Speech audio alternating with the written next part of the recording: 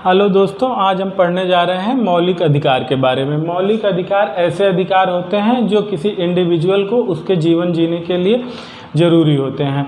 अगर हम अपने संविधान में बात करें तो ये मौलिक अधिकार जो हैं ये आर्टिकल 12 से लेके आर्टिकल 35 तक हैं।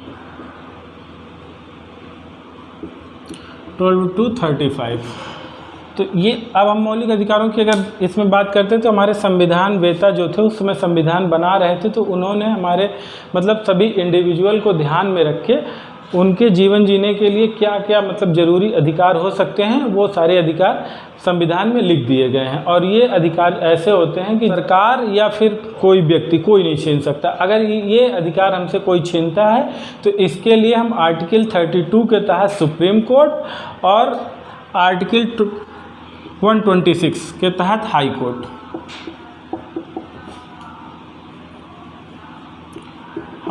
एंड 32 के तहत सुप्रीम कोर्ट।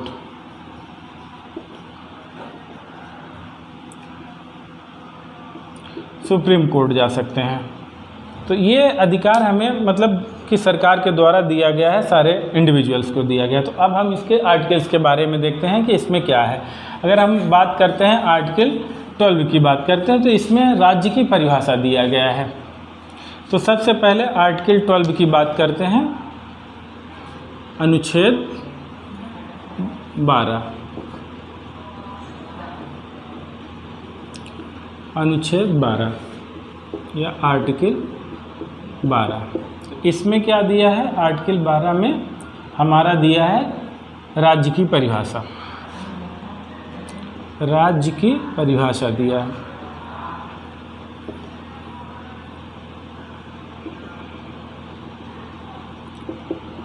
राज्य की परिभाषा दिया है। तो अब बात ये आती है कि राज्य हम किसे कह सकते हैं। तो किसी भी एरिया को राज्य बनने के लिए मेनली 3 चीज़ ज़रूरत होती है। एक तो उसकी निश्चित टेरिटरी होनी चाहिए, यानी कि उसकी सीमा एक डिफाइंड होनी चाहिए। इसके अलावा वहाँ की जो गवर्नमेंट होनी चाहिए वो सोवरिन होनी चाहिए, मतलब एकदम उसके पास पूरे अधिकार होने चाहिए। और तीसरी चीज़ ये होना चाहिए कि वहाँ की एक गवर्नमेंट हो। अगर ये 3 चीज़ें हैं तो हम उसको राज्य कह सकते हैं। तो राज्य की परिभाषा क्या आती है? इसमें 3 चीज़ें ज़रूरी हैं। सबसे पहला चीज़ होता है निश्चित टेरिटरी, निश्चित सीमा। निश्चित सीमा। दूसरी चीज़ क्या होती है इसमें? दूसरी चीज़ की हम बात करें तो वहाँ की एक सोवरिन, एक संप्रभु सरकार। संप्रभु सरकार।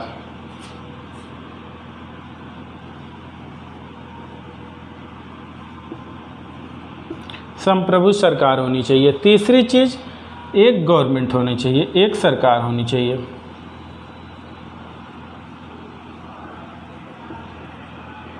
एक सरकार होनी चाहिए। इतनी चीज़ें अगर है तो हम उसे एक राज्य कह सकते हैं।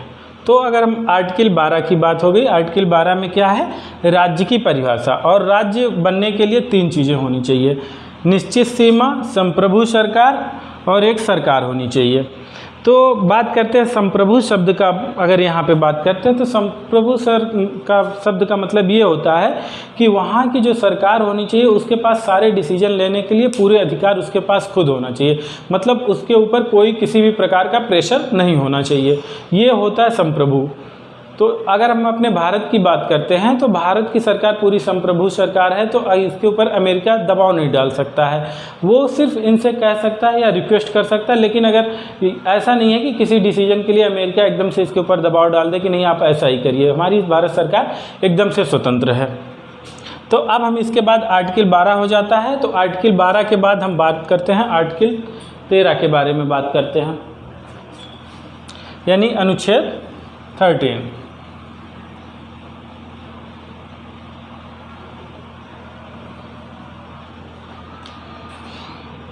आर्टिकल 13। तो आर्टिकल 13 की बात करते हैं तो ये जो होता है कि ऐसे कानूनों को निरस्त करता है जो मूल अधिकार से विपरीत बन गए हैं। मतलब ये उन कानूनों को निरस्त करता है जो मूल अधिकार के विपरीत बन गए हैं। यानी कि किसी व्यक्ति का मूल अधिकार वहीं तक लागू होता है जहां से किसी दूसरे व्यक्ति का मूल अधिकार हनन नहीं होता है। तो ये आर्टिकल 13 एक तरीके से बात किसकी करता है? अल्पीकरण की बात करता है।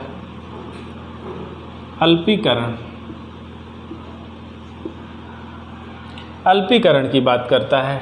तो ये आर्टिकल 13 ये है। ऐसे विधियों को निरस्त करता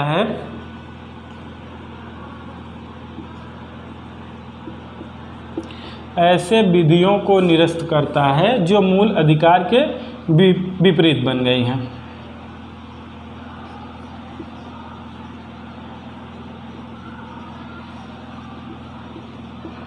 ऐसी विधियों को निरस्त करता है जो मूल अधिकार के विपरीत बन गई हैं या विरोध में बन गई हैं।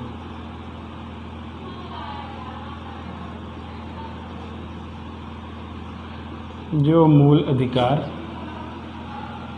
के विरुद्ध बन गई हैं।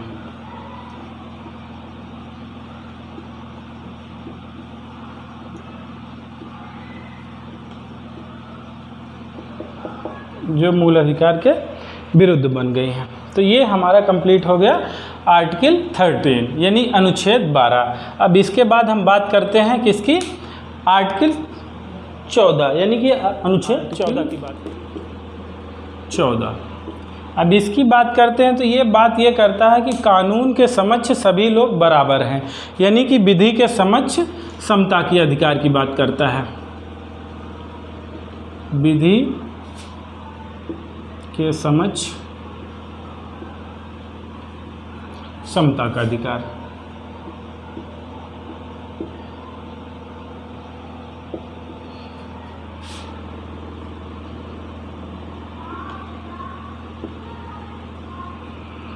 विधि के समक्ष समता के अधिकार की बात करता है, यानी कि विधि के समक्ष सारे व्यक्ति समान होते हैं। अगर कोई भी व्यक्ति किसी भी प्रकार का अपराध करता है, तो चाहे वो गरीब हो, चाहे अमीर हो, या फिर किसी भी धर्म से बिलोंग करता हो, चाहे वो हिंदू हो, चाहे मुसलमान हो, या किसी भी जात का हो, तो विधि के हिसाब से उसे समान सज़ा दी जाएगी, मतलब एक ही सज़ा दी जाएगी। तो ये कौन सा आर्टिकल बात करता है? ये आर्टिकल नंबर 14 बात करता है, विधि के समक्ष समता के अधिकार की बात करता है। तो ये आर्टिकल जो है सभी को इक्वल, बस इसका अपवाद राष्ट्रपति और राष्ट्रपति इसके अपवाद आते हैं, क्योंकि राष्ट्रपति एक विशेष व्यक्ति होते हैं।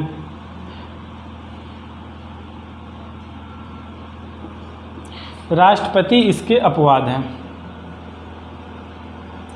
उन्हें उनके पद पे रहते हुए राष्ट्रपति के खिलाफ फौजदारी का मुकदमा नहीं चलाया जा सकता है।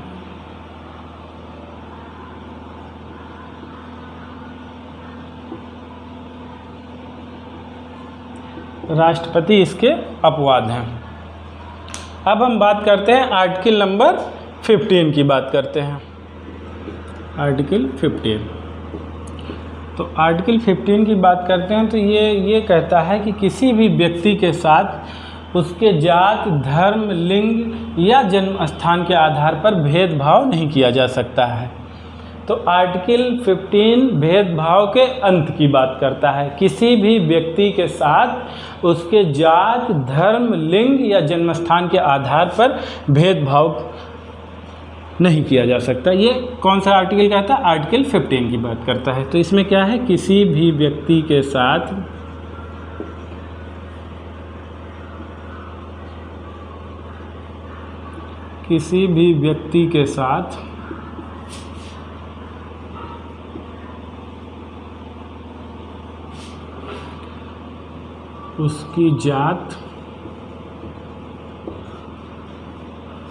उसकी जात,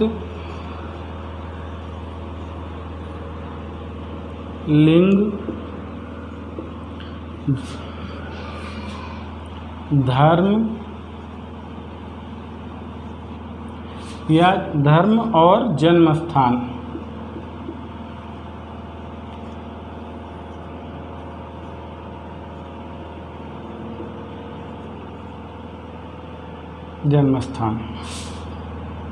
के आधार पर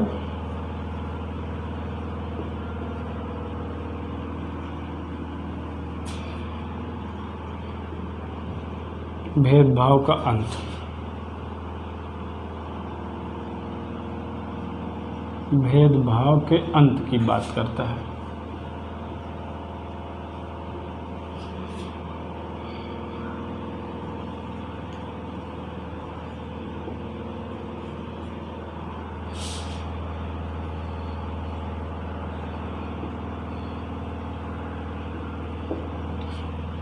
किसी भी व्यक्ति के साथ उसकी जात, लिंग, धर्म और जन्म स्थान के आधार पर भेदभाव के अंत की बात करता है। ये आर्टिकल 15 बात करता है।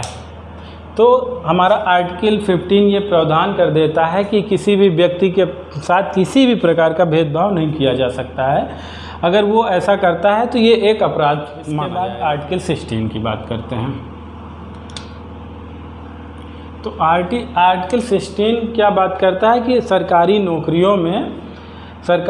नौकरियों में सबको समान अवसर की बात करता है, यानी कि लोक नियोजन में अवसर की समानता की बात करता है। तो क्या हम लिख लेंगे, लोक नियोजन में अवसर की समानता।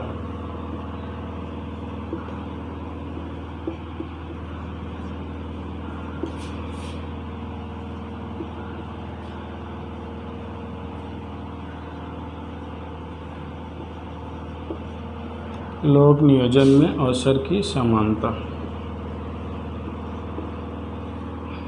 लोक नियोजन में अवसर की समानता। इसके अपवाद कौन से हैं? अपवाद आ जाते हैं SC ST एंड OBC आरक्षण। ये इस आर्टिकल के अपवाद हैं। लोक नियोजन में अवसर की समानता, इसके अपवाद कौन है? SC ST एंड OBC आरक्षण।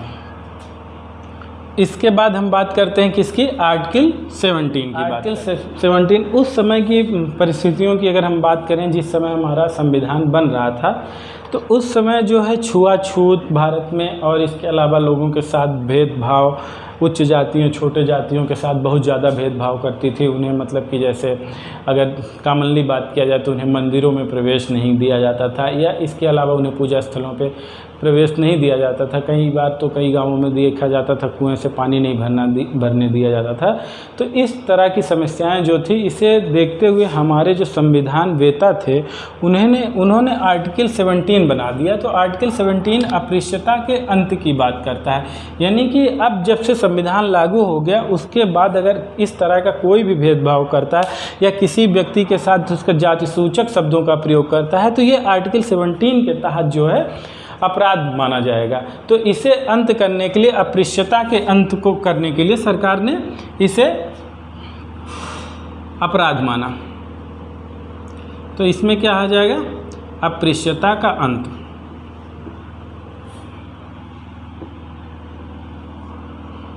अस्पृश्यता का अंत ये कौन सा बात करता है? अस्पृश्यता के अंत की बात करता है। आर्टिकल नंबर 17 बात करता है। इसके बाद फिर हम आ जाते हैं आर्टिकल 18 में आ जाते हैं।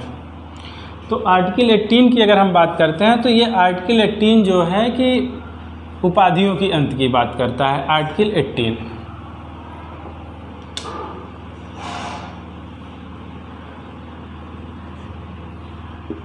उपाधियों का अंत।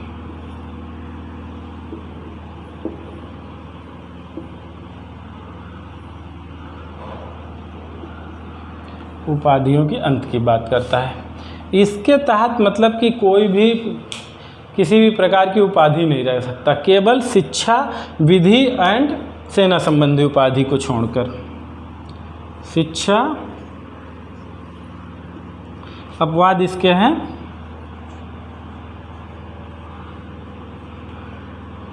शिक्षा एंड सेना संबंधी उपाधि।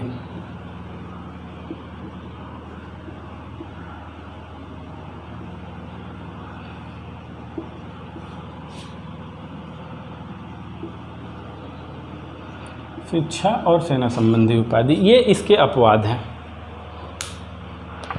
अगर विदेश से भी कोई उपाधि लेता है तो अगर वो रखना चाहता है तो वो विदेश से कोई भी उपाधि वो राष्ट्रपति की अनुमति के बिना नहीं ले सकता है। तो यानी कि अगर उससे कोई भी विदेशी उपाधि भी मिलती है तो वो जो है कि राष्ट्रपति से उसे पहले अनुमति लेना पड़ेगा, उसके बाद ही वो कोई भी उपाधि रख सकता है अपने पास।